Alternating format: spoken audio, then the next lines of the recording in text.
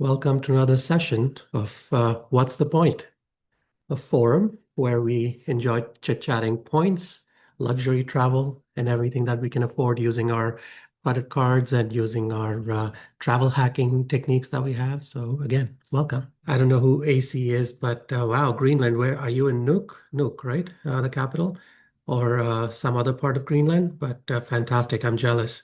If you get a chance, do tag me or do share some pictures and stories because that's one part of the world I haven't been to and sort of is very intriguing to me. I'm not sure if I mentioned this. I'm off to Iqaluit finally after booking and canceling during COVID. Off to Iqaluit in September. So yeah, Greenland has been on my mind in the last few months as well since I've been planning and booking Iqaluit and further up north. So yeah, definitely will get myself up to Nuuk one of these days. Jackie says going to Vancouver next week. Nice, nice. Yeah, I was in Vancouver a couple of weeks ago, I think. Yeah, weather was great, like perfect things, perfect place to be. It wasn't actually, it was cooler than Ottawa was, but in a nice way. It was like 15, 16 degrees to start out the day, and during the day would be low 20s. So really good weather. At least the kind of weather I like. I don't like super hot weather. So Adrian says Kamloops next week. Nice. And Heather, where did you? Heather says I'm traveling vicariously through my parents' trip. Always help them book it. Where are your parents traveling, Heather? All right, your parents are in Newfoundland. Nice, nice. Right. So where should we get started? Let's start with since we're talking about routes and places to be. One of the most exciting news for me here in Ottawa was Porter deciding to launch 13 new direct flights or direct routes, which was fantastic from three airports. The 13 routes that were announced were from three airports: Toronto, Ottawa, and Hamilton.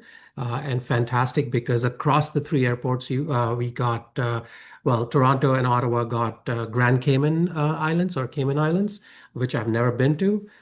Costa Rica, which I've never been to, fantastic. Bahamas, which I've never been to, amazing. So all these three cities were both part of Toronto and Ottawa, new direct routes.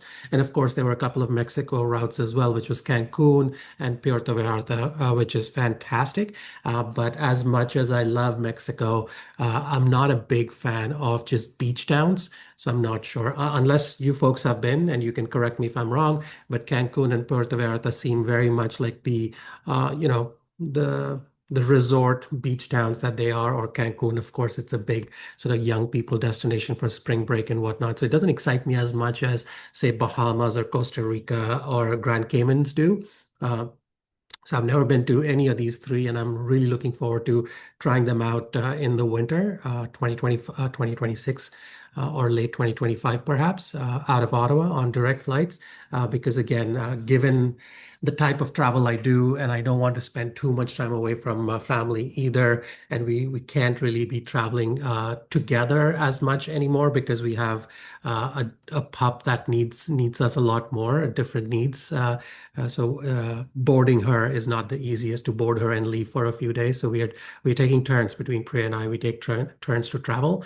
And when we travel, we try and condense our travels as much as possible. Given that limitation, I'm always excited to hear about direct routes.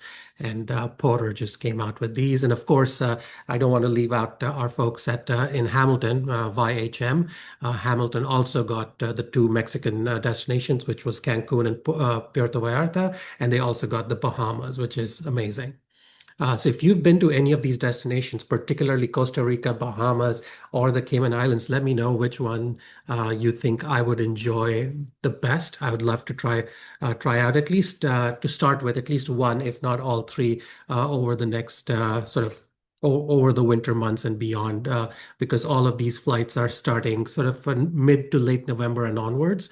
The Costa Rica flight is still awaiting ministry approval.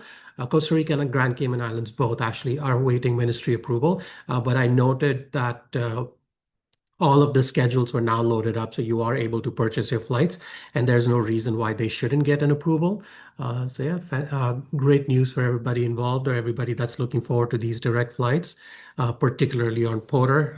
And I've mentioned this before that I'm a big fan, not just because Porter is doing good things out of Ottawa, but also because I genuinely think they're doing a good job of uh, serving the masses, so to speak, because flying economy and flying it really well is one way to enjoy, is for Canadians to enjoy their travels and no longer have to be seated in kind of like, it may come across as a marketing thing, but it's true. No middle seats, really good Wi-Fi service, and decent food on board, free drinks and premium snacks. Those are really, really good ways of doing it. And no matter how much you want deny it, Porter really paved the way in a few of these things in Canada because until Porter came along, no other flights were serving you free drinks or let alone premium snacks and free drinks on each of those flights. And since Porter has come along and done that, we are obviously seeing the other two, three airlines follow suit to keep up with competition.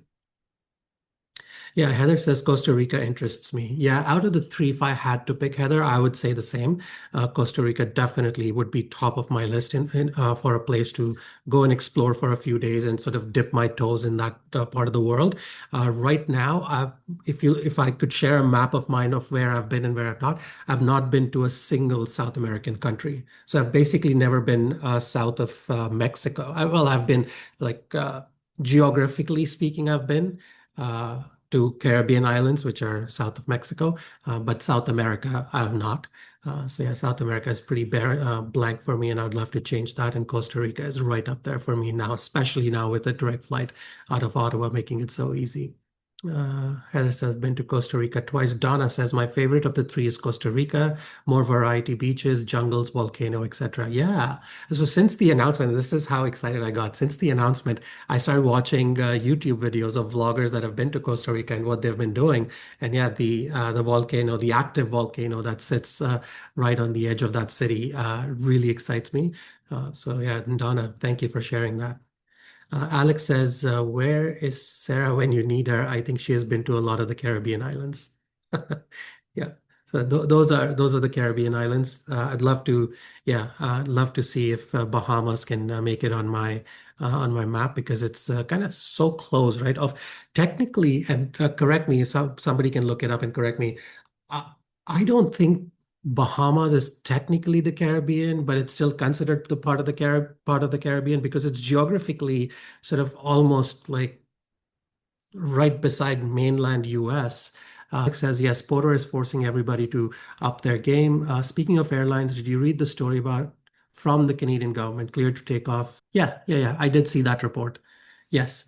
So it basically of a lot of the things that they're talking about in that report, one of the big things is this concept of allowing international airlines to fly domestic routes, especially to see if some of these underserved markets in Canada can be served by through competitive pricing through those markets, as opposed to sort of do what Gabor Lukacs from Air Passenger Rights. I heard one of his interviews as well. I think it was CTV or somewhere, and he mentioned this really. He, you know, put it in words really eloquently, and I can't quote him because I can't remember his exact words, but he was basically saying that this in Canada there has been this.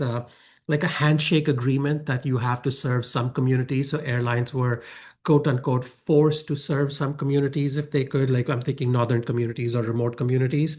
So there was never really competition because they weren't really grooming airlines to serve those markets, of which is why you see when you have a flight going from, say, an Ottawa to an Iqaluit or somewhere else to these remote territories or regions, they're super expensive. There's just zero competition. And I think one of the things that caught my attention from that report that Alex is talking about was this idea that Canada is ready to sort of approve international airlines running some domestic routes.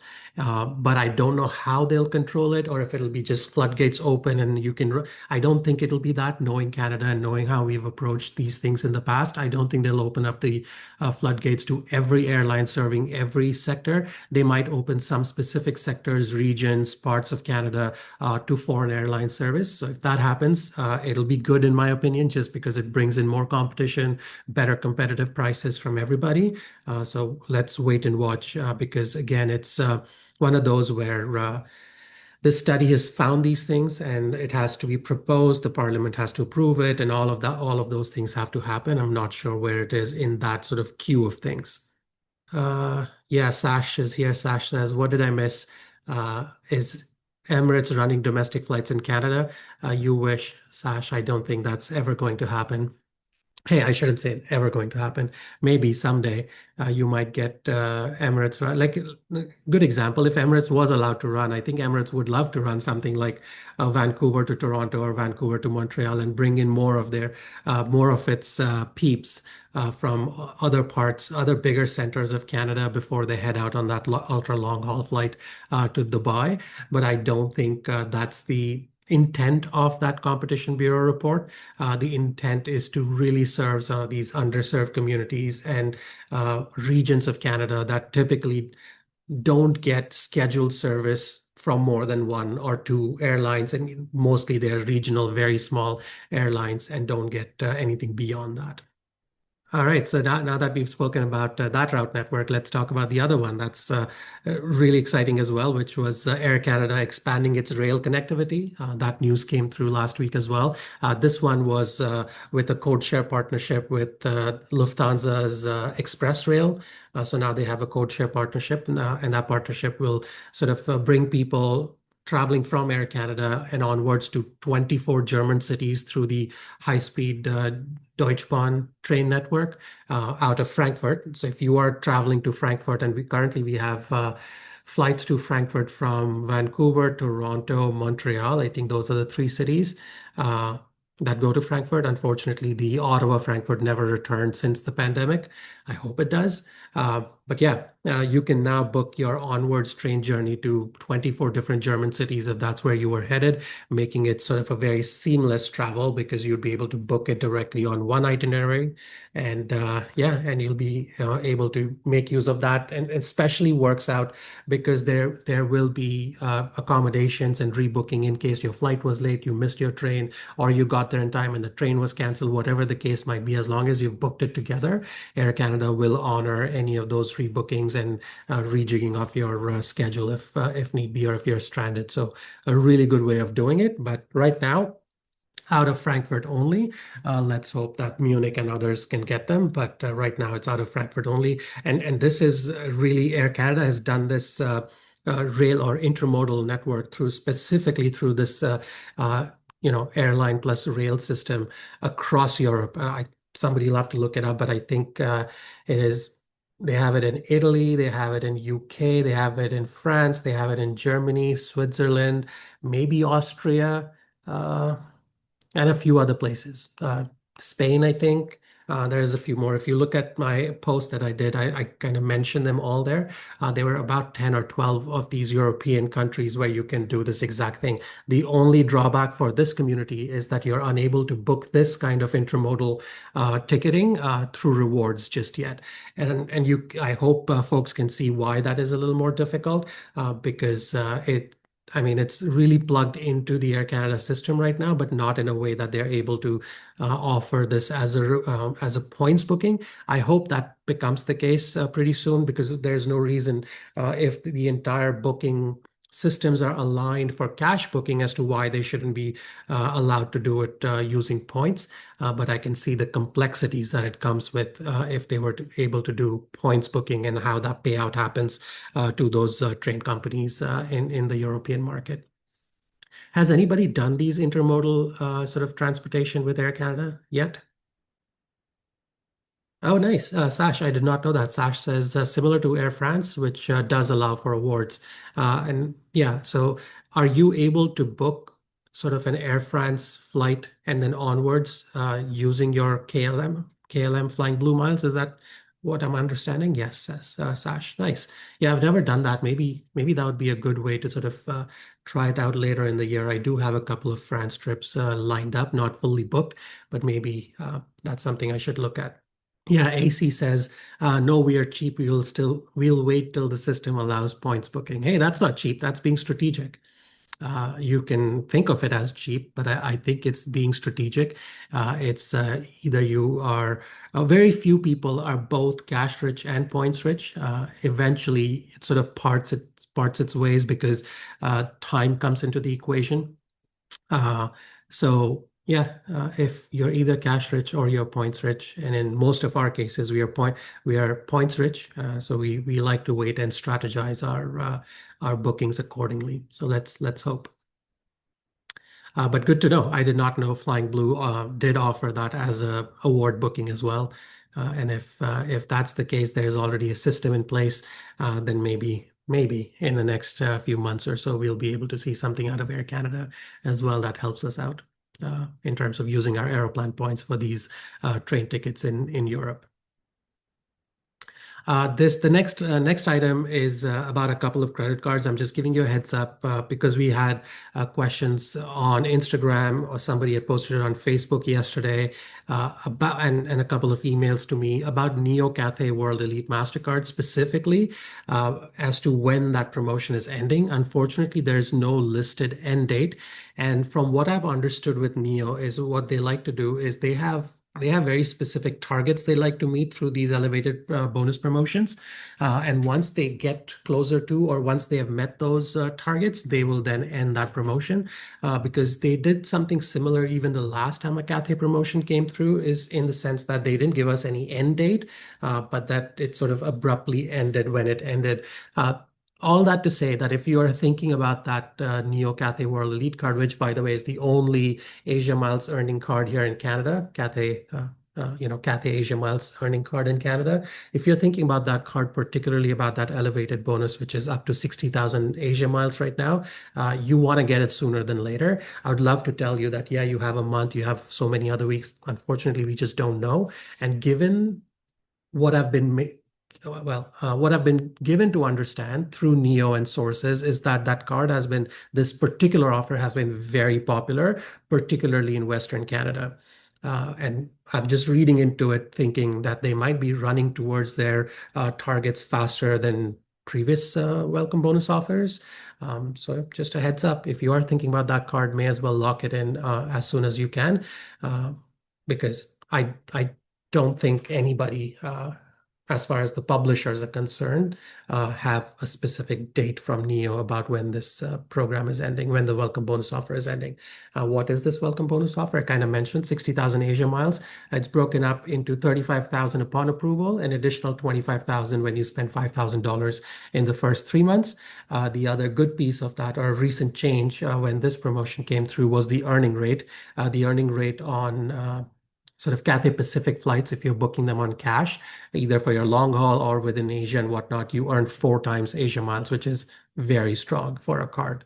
So yeah, there's that. And then the other card that if you have it on your horizon, sort of earlier the better, would be RBC Westjet World Elite card, which is currently offering up to 70,000 Westjet points. And that one we do know is ending July 8th. So you have about 8 to 10 days or slightly more. For that offer to go away. So make sure you apply before July 8th. And for that 70,000, again, the first 30,000 is with the first purchase. The next 30,000 is when you spend again 5,000 in the first 3 months of your card membership. And then you get an additional 10,000 as your quote unquote a retention bonus, a one-time anniversary bonus that you get going from year one to year two.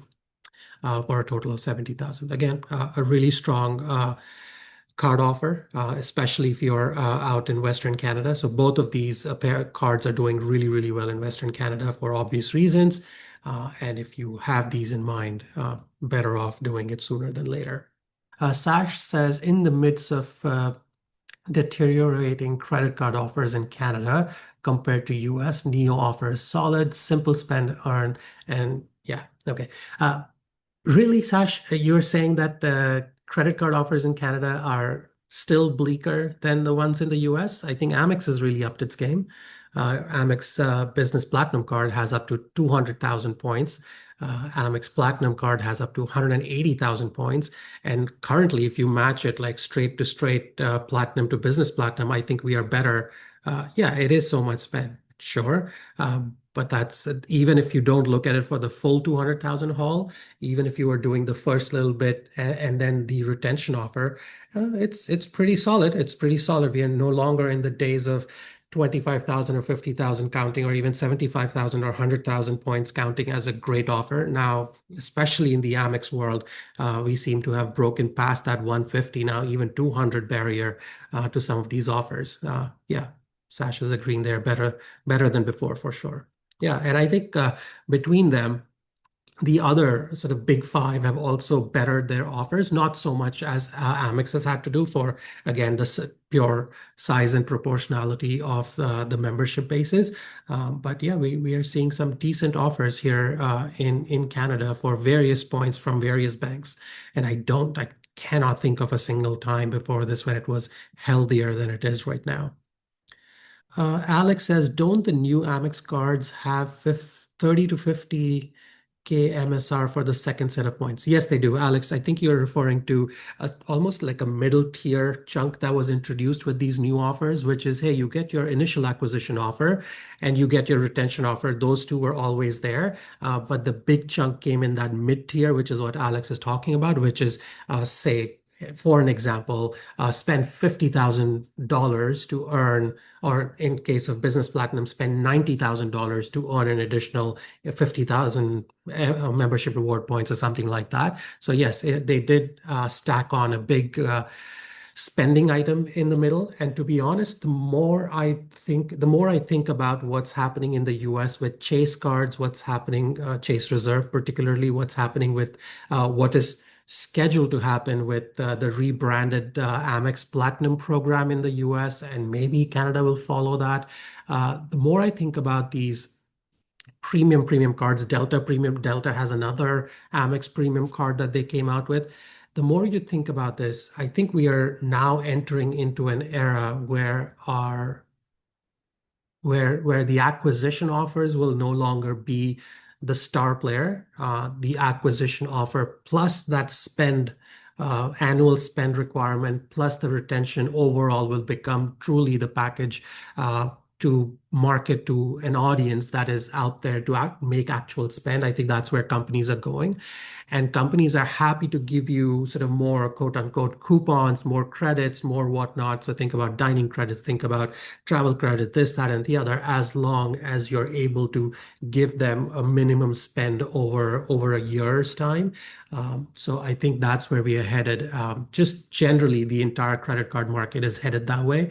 If you think about some of the ultra premium cards we've seen even in Canada more recently, say the Scotiabank VIP card, Scotiabank Passport VIP card, and others, we are seeing more and more spend requirements being put on there. And I think while some of them may be just testing the grounds in terms of what happens as a one-time offer or as a summer offer, I wouldn't be surprised if in the next couple of years that becomes the norm across the board where, yeah, here, you love your points, we are giving you more points. But to get even more points, you have to spend even more than before. So no longer is it going to be about just acquisition offers up top for the first 3 months or so, and then a retention offer. We might see two flavors. We've kind of seen, we've seen both of these in very limited formats here in Canada, which is that 3 month being extended to 6 month window. So for 6 months, if they give you a higher spend target, but make it 6 months instead of 3 months, we've seen some of the banks try that. And then, of course, now we are seeing Amex try this big annual spend. Somebody like Scotiabank always had that annual spend in there, right? Like, which card am I thinking of? Spend $40,000 in a year, and then you earn an additional 20,000 Scotia points or something like that. I think it might be Scotia Amex Gold, but we've seen those elements of that additional annual spend requirement, and I think going forward, that's what's going to happen. So even from your most premium cards that'll give you the most amount of points and outsized value for keeping that card, it will require you to make that outsized spend as well through that year. Grimsley says some of the Canadian Amex personal MSRs are higher than the US business cards.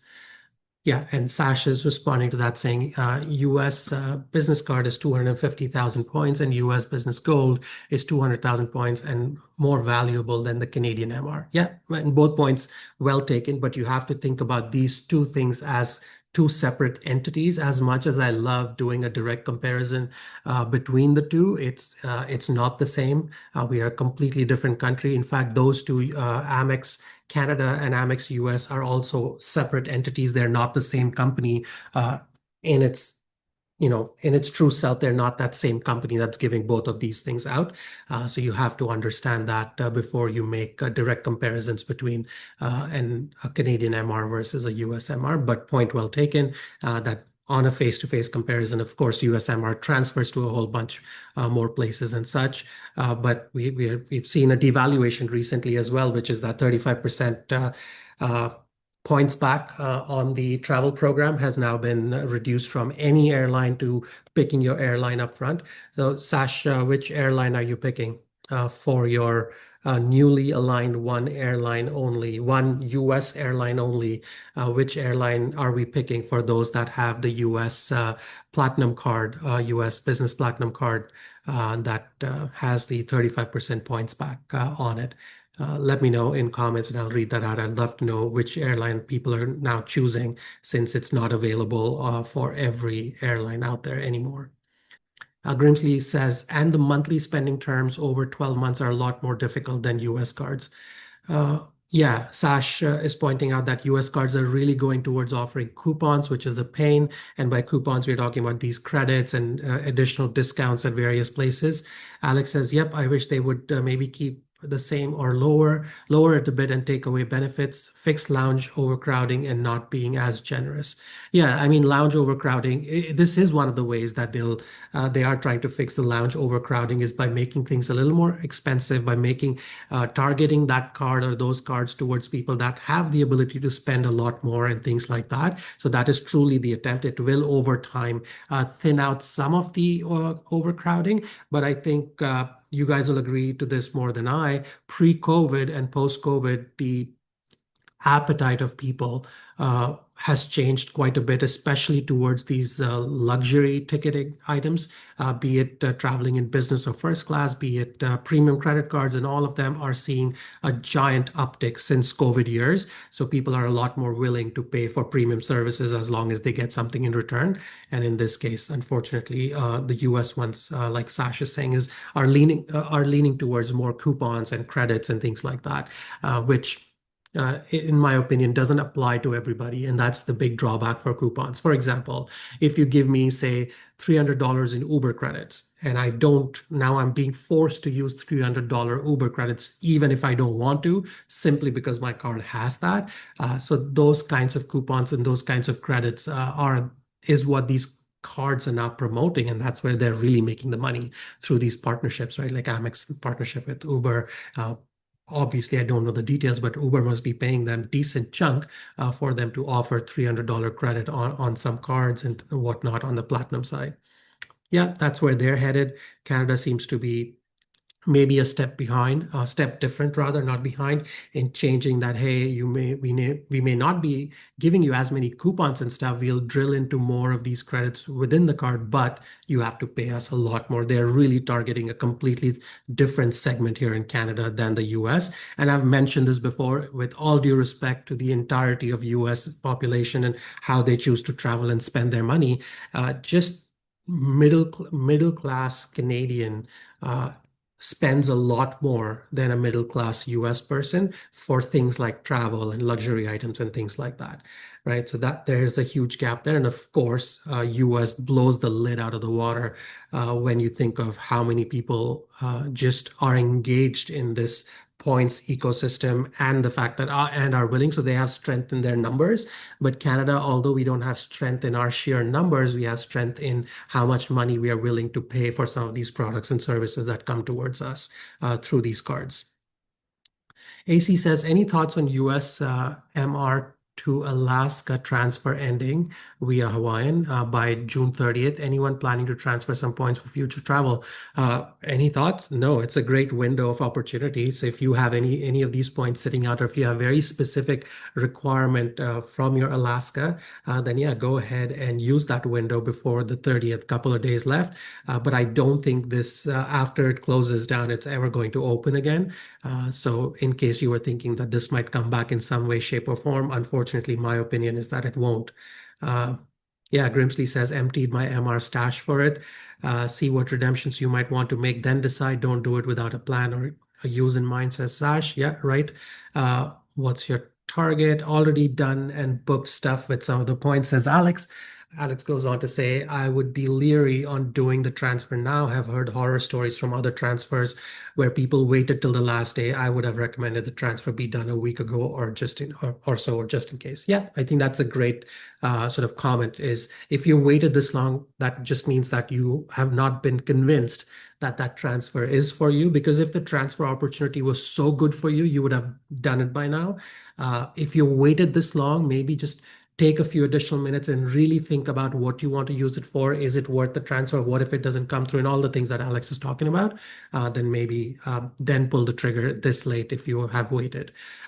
Sash says, business platinum card, so we'll choose multiple. Oh, so different cards will choose different airlines within the household for sure. There's still a way to book other airlines and that than the ones chosen, right? So Heather says, I refuse to chase offers that require a substantial change in my consumer behavior. And that's exactly it, right, Heather? Is no matter what offer is coming at you, you always want to be able to put a card or a product in your behavior as a consumer, as opposed to put your consumer behavior towards a product, if that makes sense. And Heather has put it really well. You ideally don't want to change your spending habits, change your consumer behavior just to fit in a card that 10 people like myself and others are telling you is the best thing out there. It may not be the best thing out there for you. There. So yeah, Rewards Canada hotel bonus map is really handy because if you were going to make a cash booking, and again, I'm repeating that this is not for points points booking per se. This is more for if you were going to book in cash and you were going someplace, you could look at this map and be like, oh yeah, hey, look, I'm going to Montreal, and Montreal is currently offering like these two or three different properties are offering additional bonus points, be it a Hyatt, a Bonvoy, or whatever the case might be that you choose, then you can do that. Say for a Toronto, for example, and it's nicely color coded as well, so you can see exactly what kind of program that bonus promotion would fit into. I think it's a pretty neat tool they have developed, and they'll keep this updated. And across the globe, right? So it's not just North America or the US. So take a look if you haven't looked at it and use that bookmark it, save it for your travel planning. Uh, yeah, you beat me to it, says Heather. No worries, Heather. I had that in my notes, in my speaking notes, as I usually do. So I was able to copy and paste it pretty quickly.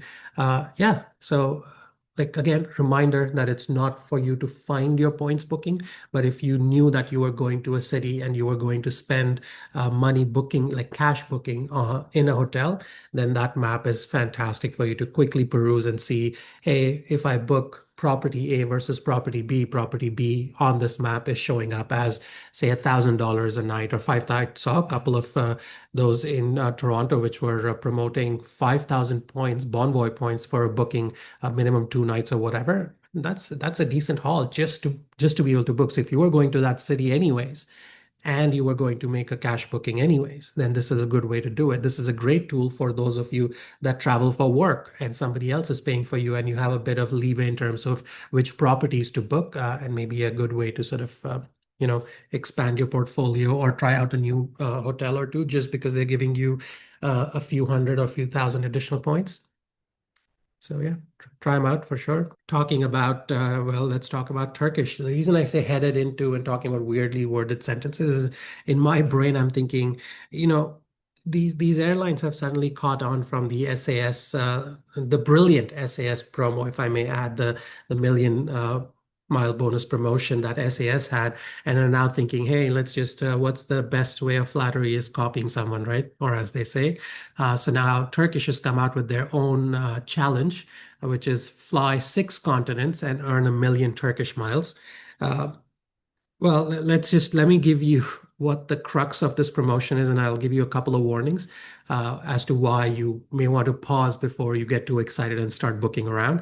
So the promotion period is between June 27th, which was yesterday when it got announced, to October 27th. So you have this period of time when you should be able to do whatever flights you need to do. They have to either start or go through Turkey. They cannot end, not Turkey, Istanbul. They cannot end in Turkey or Istanbul for that matter.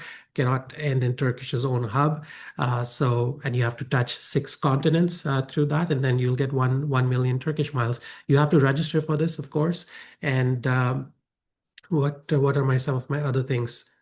Yeah, so the way they have designed it is they are calling their 6 continents Africa, Asia, including Middle East, which is the more accurate version of what Middle East is. It's part of Asia as geography. Europe, North America, South America, Australia, or what Turkish calls Oceania. So only revenue tickets are allowed. No award tickets or whatever tickets are not eligible for this.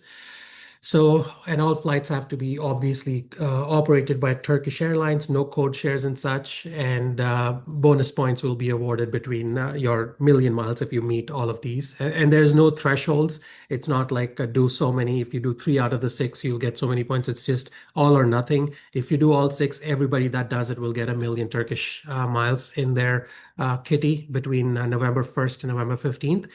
Here's a couple of small warnings.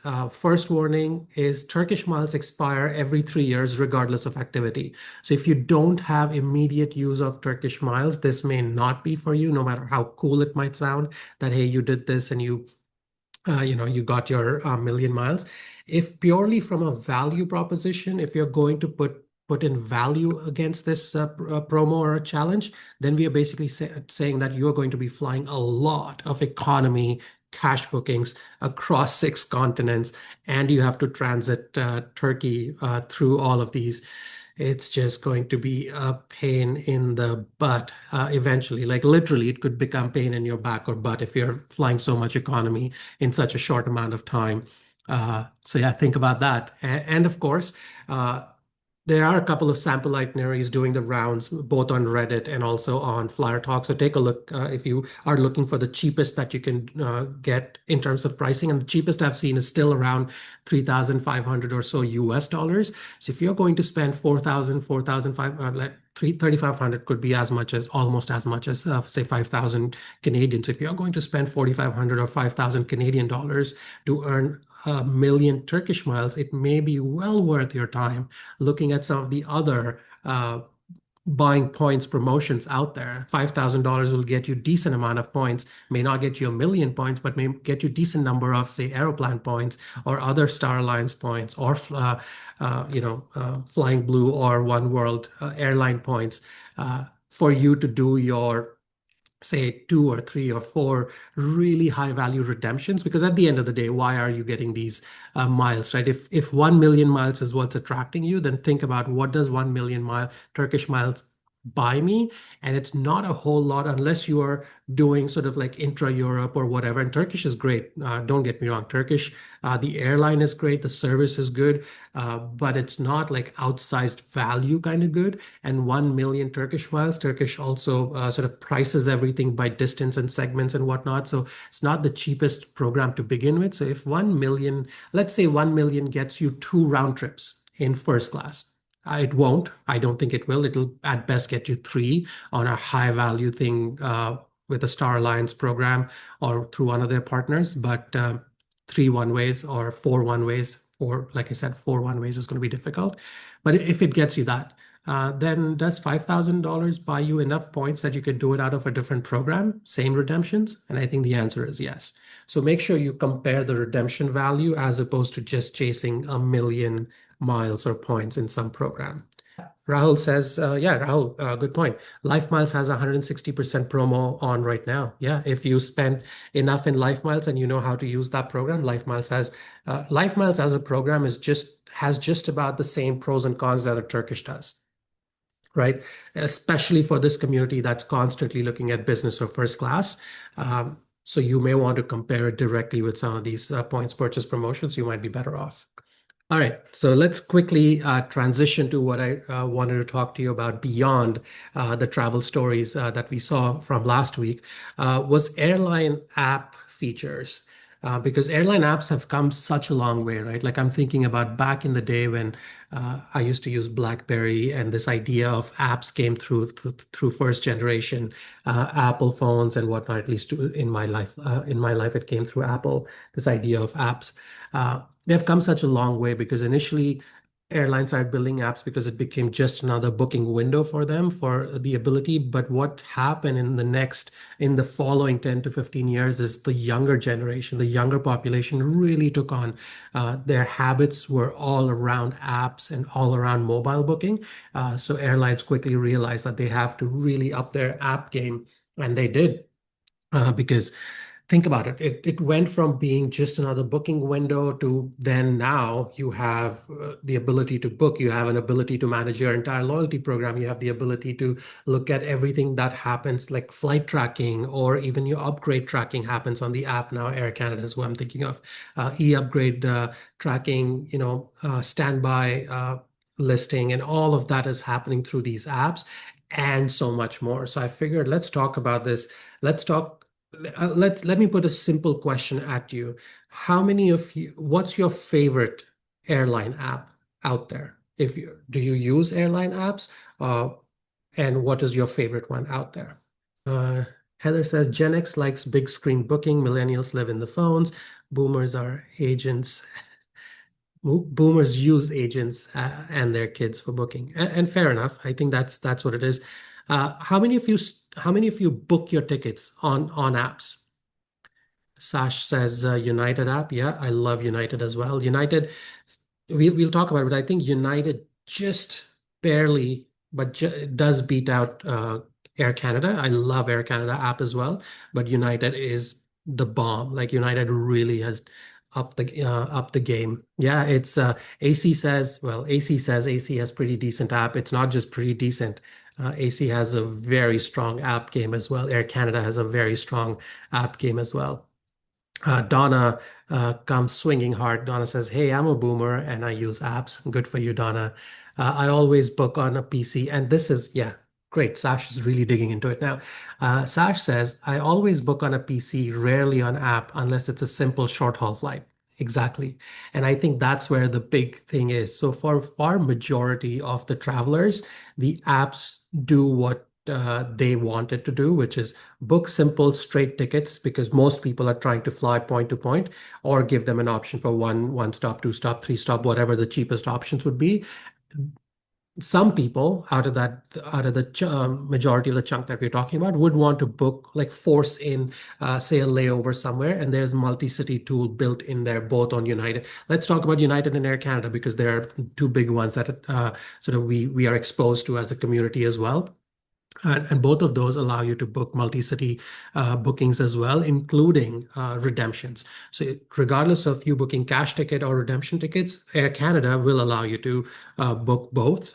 If you're doing more complicated booking, like Sash said, then you want to be on your PC or on your MacBook or whatever else you're doing outside of the app, because it will not be able to handle your multiple legs and things like that as a curated itinerary. So Greg says, same as Sash, app is okay for simple and PC for booking, more details and options. Alex says 80% of my booking on desktop because I usually looking for the rare diamond or researching alternatives and options. Alex says, I remember flying with United last year and thinking how many cool features it had and how AC was lacking. However, with the last few updates, there's been a big jump in features. A main one being the luggage tracker and boarding percentage tracker. Yeah, those trackers are a game changer. Hey, Alex, because yeah, Air Canada has really upped their game in the last year, especially with those apps. And we'll go through it. I'll open up my app and we'll talk about a few of those features rather, just as I finish with your comments here. Sash says, I need to do my research and need my notes to reference to when booking, but apps often are less buggy these days than a regular website. Example, QR and AC. In these cases, I'll research on the PC and then book on the app. My biggest annoyance with the app is the calendar doesn't go as far as the desktop site. Okay, right. Yeah, and I think what Sash is pointing out is probably like very few.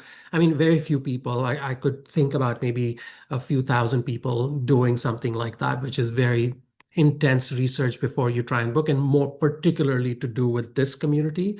But the app, as we can all appreciate, is being built for the everyday traveler and the conveniences that can be put into that. But I think one of the things they run into is your usual or the casual traveler that does one or two trips in a year doesn't realize how strong these apps and the services within these apps has gotten. So it's one of those dichotomy that your most engaged group doesn't find it very easy to use it because they are looking for something very specific. And the group that's not very engaged with the app, which is the masses, there's not enough exposure to be like, hey, you should have that app on your thing. I can't tell you how many times I've stood in a lineup with like even zone two, for example, zone two lines, with Air Canada, and somebody would say, "Oh yeah, it's delayed. I just got a notification on my app," and then I'll overhear two other people say, "Oh, I don't have the app." So people that are traveling zone two also don't have apps, right? Like you would think that most people that are making their way into zone one, zone twos have engagement with credit cards, status, or something else, and would have the app in their wallet or in their on their phones. Unfortunately, don't have that. I used to rate the United app above the Air Canada one, but as mentioned, the last few updates make both on par with each other. Yeah, and I was going to hold on to this conversation before we really got into the nuts and bolts of what kind of features we have and such. And but let's talk about it since Carol mentioned it. Are there other? Well, actually, you know what? Let's leave it to the end. I don't want us to get sidetracked here. So let's let me open up my Air Canada app and see what I have here or what we all have access to. And to be honest, I've been so fixated with the app and the features over the last year and a bit of my travels that Air Canada as an app, as a service, gives me everything that I would care about as a traveler. So I haven't really had the chance to explore other apps other than United because I travel on United quite a bit as well. So I have the United app too. And so everything, even if I'm booking United flights out of my Air Canada bookings or redemptions, I make sure that I plunk everything into the United app as my trips because it really starts to track and give me the information that I would need on the day of travel or even prior. So the app interface is very clean. I'm looking at Air Canada app. There's a home tab, the booking tab that we all know, flight status tab.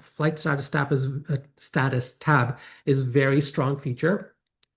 For me particularly, I like following what my family members are doing and their flights and such. So as soon as I know my mom and dad are booked onto whatever flight, AC blah blah, I'll add that flight AC blah blah here with the flight status, and then I'm able to follow and see what they're doing or what their flights are, be able to help them out while they're traveling if they don't have the app themselves. So that flight status tab is clutch. It really is a strong one. And then the trips. The trips is of course my own trips that I've booked for myself. And really, that tab now does a lot of what a standard TripIt or Flighty or others would do. I'm talking about standard feature, right? Which is keep your information in there. When you click through your trip itself, it gives you the information, the passengers, the booking reference number, and all of that, and gives you other pieces of elements with it, which is when does your check-in begin? What do you do once you get to the place? Like I have this Ho Chi Minh thing I'm staring at. So it says getting to Ho Chi Minh, Saigon. So it gives me some Uber options, some flight options. While you're at Ho Chi Minh, drop off your baggage with here, clear security. So it gives you a very specific segment by segment run in terms of what to expect and what to do, even though I don't need it as a full-time, I'm not a full-time traveler, sorry, I don't need it as a frequent traveler, but I can see this being very helpful for somebody that only travels once or twice, but has the app and is able to at least go through it and be like, okay, yeah, this is what to expect, that's what to expect, that kind of thing. So that's the trips. So the trips itself does a lot of the, keeping your actual trip and giving you options. Any delays, it shows you there. You can click through the delay. It takes you on the website right now, but you can change your options through there. And of course, then there's the Aeroplan tab, which is managing your entire Aeroplan loyalty program through that one tab, which is a whole thing on itself. And I don't know if you guys have noticed now, they never used to have these tabs within Aeroplan, but now the tabs have appeared, which makes browsing that so much easier, which is overview, offers, status, benefits, activity. I love those tabs. It's a simple setting, it's a simple visual setting, but it's just come through. So it really has enhanced the features itself. But the one piece that a lot of people don't sort of seem to realize with these Air Canada apps is if you don't rely solely on those bottom tabs, the burger item or the three line item, the three dots equivalent. If you click on that, there's an entire subcategory, right, of a menu that talks about checking in on your app, boarding passes, keeping your boarding passes in your app, bag tracking, and somebody mentioned bag tracking, and absolutely love Air Canada's bag tracking and the live updates I've been receiving. Airport and terminal maps, so you have entire maps available here. And United has done something recently which is fantastic, which is they've gone one step ahead of uh, giving you just the maps. They give you sort of a step-by-step guide once you get out of the flight at the gate, because it knows which gate your flight has arrived. It now shows you directions to either the lounge or to your next gate, depending on what itinerary you have. If you have a connecting flight and things like that, it even tells you how many minutes you have to connect, like live updates, right? And showing you step by step, taking you there. And there are these talks about having AR augmented paths where people can, depending on your flight, depending on which way you're going, you just take your phone camera, if AR is activated, take your phone camera and show where you are. And then based on where you are in the terminal, it will show you how to get to a lounge, your next gate or whatever, which is fantastic, especially if you're in a giant hub. I'm thinking like Doha or Dubai or something like Singapore, where you're in these, and if you don't go there often enough, you tend to forget. And then depending on if you're on a different flight on a different terminal, then it can get very confusing. So I think what United is doing with their step by step, and even talking about augmented reality coming through pretty soon to give you a much more personalized view of how to get where you need to get, is fantastic. And of course, then there is Wi-Fi and entertainment here. Digital identification is a big one that's taking shape. How many of you are signed up for digital identification service through Air Canada's app? Remember when it first launched, it wasn't very sort of smooth and whatnot, but it's gotten really good over time. It basically is facial recognition and a digital profile that it creates for you, which you can then use, think Air Canada Cafe in Toronto or Montreal, or when you're boarding through these domestic gates and such, all you have to do is just go stand. It does a facial scan and lets you through. So if you have your digital profile already created, it makes a lot of those things super easy. You just look into the camera, you're good to go. Uh, it eventually will make through immigration processing and e-gates things super easy and directed if you are signed up into those into these digital profiles. And of course, I was expecting somebody to say it. Heather says, watching the events down south makes me less inclined to give away more of my personal data. Heather, unfortunately, I mean, signing up for this is not the only thing that's taking away, and I know you know this, is not the only thing that's giving away your personal data. When you're doing this on an airline, there's a whole bunch of measures, at least for Air Canada's purpose. I do not speak for them, but I can only tell you what they have put out there on their websites. It talks about how it does a snapshot and then clears all that data in the backdrop. So it's not really taking your facial biometrics and storing it somewhere. It's done just for the approval, and then that snapshot gets removed from their servers pretty quickly. Um, the slope is extremely slippery, says Heather. Fair enough, and I understand where those apprehensions come from. The other feature that I've enjoyed quite a lot on the Air Canada app more recently is their reminders on the app itself. As soon as I pull up the app, it'll tell me that, hey, you can pick your meals, right? Your meals will open in the next 5 days, or your what do they call it? Pre-order meal pre-order opens in say 5 days or 7 days or whatever the case might be. Then it just gives me a reminder, and once it is open, then I'm able to do it directly on the app, much like I'm able to change my seatings and things like that. So really, really strong. And even on the day itself, my check-in Travel Hub is a big one. How many of you use Travel Hub, where you are able to put in your passport details when you're able to check visa requirements, you're able to put in your passport details, and all of that really makes your check-in and boarding super straightforward and easy. And this may not be as evident to somebody that sort of doesn't check in bags and things like me. But for people that do check in bags, checking in bags, say United does a great job of creating a QR code. So you enter everything that you do, even for a quick check-in of your bag. And instead of going and standing in any of those lineups, you just go straight to the machine, scan your thing, and then you're able to drop off your bag. Even dropping off of the bag is prioritized if you're able to do it digitally and add all the information up front on the app through the Travel Hub or Travel Center, I think they call it. So even the check-in items have been made very straightforward and easy. Uh, Super strong, something that I really look forward to. United app even does the personalization in terms of if you're going to miss your connection. So say you got somewhere and you're going to miss your connection, the app will feed you the alternate flights. So somebody mentioned in the comments, I checked, there was a comment about rebooking and change options being a bit of a pain. But United is already trying to solve that through these options, through these enhanced options. Is if you are going to miss your flight, it will give you a personalized rebooking option directly on the app, and you're able to select which option works best for you. So exactly what Air Canada does through a notification and then takes you into the website. Instead of throwing you out to the website, United app is doing it on a personalized basis in the app itself. So you get somewhere, you're at a threat of missing your connections, the system will automatically recognize it and give you some rebooking options as soon as you see it on the app notification, and then it'll give you, hey, one, two, three, whatever the number of flights and your options, and you select from there. It does the rebooking within the app itself, and you have your new boarding pass and your things good to go. The other piece that United is doing, and they've announced recently, is something I really need to see how it works as it works. But it's talking about helping people navigate through through their connections and such. I kind of spoke about that, but what was the big one? It will notify you if the flight can is being held for you. So like you know what I mean? You got in, you have a very tight connection.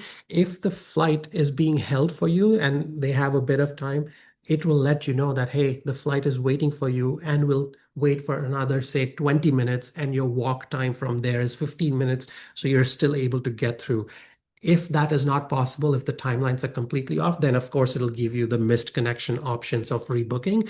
But the fact that they are giving you live updates that the flight that you are connecting on is still going to wait for you, and probably you and 25 others that are connecting from all over the map, is fantastic. That is such an advanced feature, and I don't think everybody will be able to appreciate it until you get into that situation. But tell me this, all of these notifications and all of this information coming at you, I think most of us are such thoroughbreds in terms of travel, it wouldn't bother us. But do you think this can really amp up the anxiety? Like I'm thinking about that typical family that has a tight connection, is seeing all of these notifications, is already stressed about a tight connection, suddenly starts seeing these things about, hey, it's tight, it's going to take you 15 minutes to walk, the flight is waiting for you, it's going to hold for another 25 minutes or whatnot, and you're just standing there in the aisle trying to exit the aircraft. Like, you know what I mean? I'm thinking of that group. Do you think this so much activity, so much notification, so for lack of better words, such transparency can also induce anxiety for some passengers? I was just thinking of this as more and more of these features really start talking to you live with these features, right? Right. Okay. So Heather is saying at the airport, I've always got multiple apps and tracking services running. Okay, so Heather is already doing a few things beyond the airline, but the entire point here of bringing this conversation up was why? Like, what is it that other apps and services are giving you that the airline app, like an Air Canada or United, is not giving you right now? Fully understand if you're talking about some other airline that may not have such advanced features on their app, but I'd love to know what is it that they are giving you in terms of apps and tracking services that your core airline app is not giving you right now. AC says booking on QR app is a nightmare, though, at least on Android. No, it's not just Android. It's just across the board with the Qatar app. It's yeah, it just doesn't take it. Yes. Heather is talking about better features for trip management during irregular operations. Kind of spoke a little bit about that, but Air Canada, I think, has a bit of catching up to do. United, with this recent update as of last week, is offering the rebooking piece directly on the app itself based on the timelines of your connecting time and when your flight comes in and when your next one is scheduled to go out. Sash says the problem is that many websites are getting more and more glitchy. Often you have to use incognito to prevent an error out. In these situations, apps are better. Sure. Uh, Heather says Turkish app is a nightmare. Greg says, I used to use other apps for flight tracking, but lately has been less accurate. I just want an app to tell me when boarding has started so I can leave lounge, like to be last on board. Also would like an app to tell me about the aircraft is Wi-Fi high speed or if Wi-Fi is working. I think both of those, Greg, Air Canada now does. Air Canada apps will tell you that Wi-Fi is, if your aircraft is Wi-Fi enabled, it tells you right where you're looking at your aircraft details and such on the app. It tells you that. And of course, you get the boarding notification. My only thing with the Air Canada app would be actually Air Canada has also started giving you a counter time countdown, like 15 minutes to boarding, 10 minutes to boarding, or whatever else. You can see a live counter happening there, which is great. But I also don't like the idea that those boarding notifications go on when boarding actually opens. I would love for there to be a system where boarding, if they know for sure that boarding is going to begin, then maybe give everybody in the lounge 5 to 10 minutes so that they can make their way to the for boarding if they wanted to board early. I guess the rationale is if you want to board early, you just have to be there early enough and not rely on a notification. But then my gripe becomes when you've told me that boarding has begun, I've just walked 20 minutes to the boarding gate, and not only has boarding not begun, the boarding is delayed by more than another 15, 20 minutes, and I'm standing there anyways. Right. So there, that boarding piece, and when that notification goes out, I think there's some finessing to be done there still. But point well taken. Donna says at least one feature in the app, apply e-ups, uh, you actually forces you to sign into the website to complete. Yeah, Donna, yes, I wonder if you'll ever get that feature directly into the app. It would be amazing if that can be done. But right now it does throw you out onto a website where you have to log in and then apply your app. That e-up application of the e-up, because e-up on the day of the flight, you obviously are seeing standby and upgrades list directly on the app. But if the actual applying the e-ups to a reservation can be pulled into the app, that would be fantastic. Chef's kiss. Yeah, Heather says everyone in airport crashing into each other with their heads in the screens. 100%. That's more notifications and just more, usage of electronics while you're walking is a recipe for sure. Joanne says, I'm all about meal pre-ordering. Yes, Joanne, me too. I cannot tell you how much I enjoy pre-selecting my meals, even though I know I like half the time I know the meals are going to be fairly substandard because I've tried them before and never has it impressed me in say United or even Air Canada. But yeah, just the fact that I'm able to pre-order and pre-select my meals is fantastic. United has gone and sort of opened up a plethora of options. Air Canada is expanding more and more their pre-meal ordering system, and I mentioned this before through the meetup as well. That Air Canada had confirmed that more and more of these things will be offered as a pre-meal ordering service. So you won't be just stuck with 3 or 4 options. You'll start seeing an expanded menu item, kind of like Singapore has. At in any Singapore flight, a pre-ordering in gives me choices of 10, 12 or more options, which is fantastic. Yeah, and AC rightfully pointing out these are some of those features, biometric scanning, for example, which are pushed on us and nobody's asked for it. Yeah, I think the core reason behind that was like just making boarding quicker because that's what saves the airline money. So obviously there's some element of doing this for the airline's sake and not so much the customer. But I also feel like as I really enjoy e-gates as an immigration thing. So think about when you go to a Singapore or Dubai or wherever else and you don't have to stand in line to see an immigration officer. You can just go through data, biometric scanning and walk right through the gates. It is really, really good, but I fully understand the apprehension around it. Uh, but I think that is the future. Your biometric scanning, your facial scans, uh, and you know what? I am resigned to a certain level of my data just being out there with these agencies, with these airlines, with social media companies and such. But I don't expect everybody to be on board with that. I don't think we'll ever be fully e-gate only kind of system. And I'm using e-gate as an example of all kinds of biometric enhancements that can happen. There will always be there'll always be counters and physical people there to help you out, be it immigration, be it check-in, be it whatever else. And if you don't want to be that biometric scanned person and have apprehensions around your data being leaked out or being used for unnecessary things, then of course you can still go through those other channels. But guess what? I'm thinking immigration. They're still taking your picture. They're still seeing you on cameras. Like, you know what I mean? It's just there. It's hard to sort of navigate around that these days, especially at airports, especially when you're dealing with airlines and immigration and customs and things like that. Right. Heather says there's always going to be a subset of people who need their hand held through a travel experience and those who want data pushed on their phone so they don't have to interact with a human. I get the info first before the mad rush to the customer service desk. Yeah. Oh, that's a big one. Uh, yeah, if you are able to get enough information through these apps or enough rebooking and you don't want to line up at that customer service desk when irregular operations happen.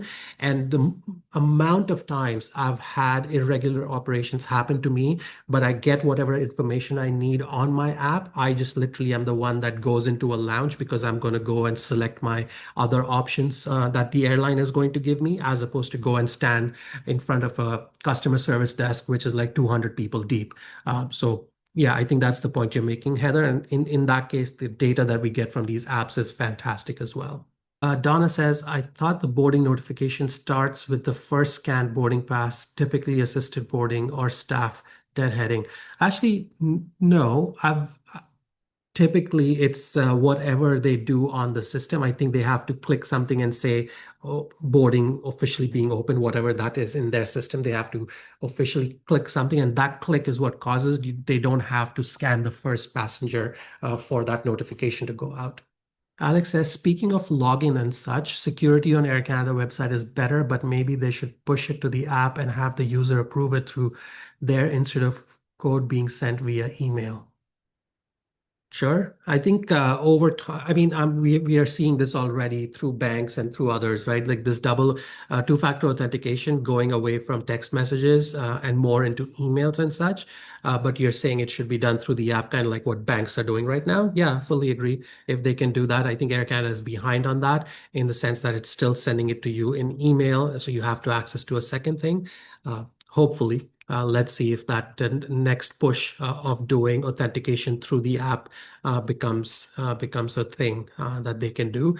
It might also be playing on the fact that their app uptake is not as strong as other features. Like, you know what I mean? Like if your app uptake amongst your own membership is sitting at, say, I'm just going to throw a number out there at 60%, then that 40% is still a big delta. If app pushing is the only thing they're doing, then they'll, and I have a feeling that this could just be a rumor, or not a rumor, this could just be starting a rumor, but I have a feeling the app uptake in Canada is not even as good as 50% of the membership of Air Canada membership. It's much, much lower than that. So I think vast majority of them are traveling or using Air Canada and traveling on Air Canada without using the app. And I think they probably will have to wait till the app, what's it called? Ownership or signups on app or usage of app is what's the word I'm looking for? The uptake of app usage goes up significantly, whatever their critical number is, before they can switch to this model, which banks clearly have and are doing it more and more now. Good point, Alex. Good point. Right. So let's talk a little bit about. So we've spoken about all kinds of these big things that are happening between United and Air Canada. So back to Sasha's thing, I think just with this recent update on United about doing these tight connections and giving you notifications and letting you rebook and change your bookings on the app itself.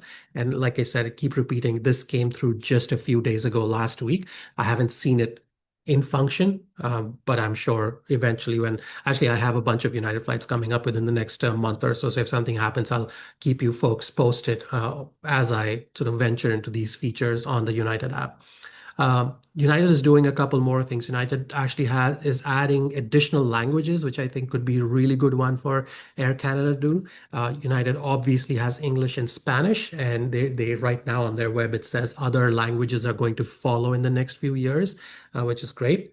I don't think I correct me somebody. I don't think Air Canada app is available in French, is it? Greg is asking, has anyone here used the Air Canada Flight Pass app? Oh, that's a different app altogether, Greg. Wondering how easy is it to book flights, change flights, cancel flight with the Flight Pass app? Right. Again, not something I used. All right. Cool. So Heather is confirming that there is possibly a way to sort of change your language, or it is available in French as well. Cool. So let's the other piece. So languages was one. The other piece that happened late last year, I was reading on the United website, was they have actually integrated Apple AirTag into the United app itself, which allows passengers to sort of share the Apple AirTag link with United customer support if they are traveling with Apple AirTag. You know how this entire AirTag business became a big rage during COVID years, that people were throwing their AirTags and finding their luggages all over the place. At the time, United integrated that. So if your luggage was lost and you are traveling with an AirTag in your luggage, you can just do the shareable link and share that link directly within the United app with the support team. And then they could use that to actually go retrieve your bag or find your luggage or whatnot. Fantastic, isn't it? Now that's just one very specific Apple AirTag thing, but I wish there could be. I mean, we've already spoken about baggage notifications, and you're able to see where your bag is once you've checked in. You get a notification once the bag makes it into the aircraft. You get a notification once your bag is on the belt. You get a notification. So Air Canada and other airlines are already doing a lot to tell you where your bags are, but in case it gets lost, I think this might be a good way, and United is already doing it, which is integrating, and if you're traveling with an AirTag to begin with, that you can use that as a shareable link. Now, if somehow they could do that uh, in a better way so that everybody, without having to worry about the AirTag piece, you can spot your bag yourself or the support team. That'd be a game changer. But for now, I think that's still a great service for those that are flying with AirTags. Do people still fly with AirTags? I don't check in my bags anymore, so I'm not the greatest candidate, but I know for a fact that when Priya and I travel together or when she's traveling by herself, she does like to throw in the AirTag in there just as a feature, but Air Canada doesn't allow you to share that AirTag link with anybody, but United does. I bring mine, says Heather. Always use AirTags. Really, always. Nice. You're still using it, hey, Sash? Nice. Good for you. So I thought I did use it. I've used it a couple of times, but the one time I remember what happened. One time when Priya and I were traveling, we both had one checked in luggage. And I think I forgot to put the AirTag in my bag and Priya put it in hers or vice versa. And the bag that didn't have the AirTag went missing. You were like, oh, defeats the purpose completely. So yeah, we've done that. So I think I've just gotten loosey goosey over the last couple of years, and I don't use my AirTags anymore. I did buy a bunch of them. In fact, if you remember, some of you that may have been listening to this for a while may remember, I even gave out quite a few of these AirTags as a little thank you gift towards the end of the year when we were doing our giveaways. So we've done that as well. Use even with your carry-on, you never know what might happen. Ooh, Donna, that's a lot of, right? Why? Why? Who's taking your carry-on away? Your carry-on is like literally right there with you. I don't know. Fair enough, Donna. Fair enough. If whatever makes people feel comfortable, right? If that's you might forget it, says Heather. Yeah, sure. I could. Not always theft. Yeah, I'm not even talking about theft. Yeah, you could forget it, I suppose. Anything can happen. Adrian says, I bought a 4 pack and used them in all bags in case separation. Yeah, fair enough. Yeah, we have 3 or 4 as well. If we have a couple of bags, typically tend to put it in there. But like I said, as more and more of these airline apps are becoming very active in terms of baggage tracking and baggage monitoring, I've not felt the need to travel around with an AirTag. But like I said, 9 out of my 10 trips that I do, there's no check pack to begin with. So I'm typically okay. But now Carol has put this in my mind that even with a carry-on, I should be putting my air tags in there because you never know what happens. Uh, you might have to gate check your carry-on. Oh, I would rather not take the flight, Carol, if I'm forced to gate check my bag. No, no, I kid. Sure, yeah, all of that can happen. Yes, yes, you're right. You're right. I say this in a very dismissive way. Uh, and one of these days it's going to happen to me, and I'm going to be like, "Oh, remember, Carol, when you told me this?" And I laughed it out. But no, I agree. Things can happen, and that is a fair point. With gate check can happen, and if your bag couldn't go missing from a gate check itself. Yeah, Donna says forced to check carry on when traveling in Vietnam. Okay. Adrian says backpacks, luggages, etc. Everything. Adrian is just like sticking in that air tag in every piece of luggage that they carry with them.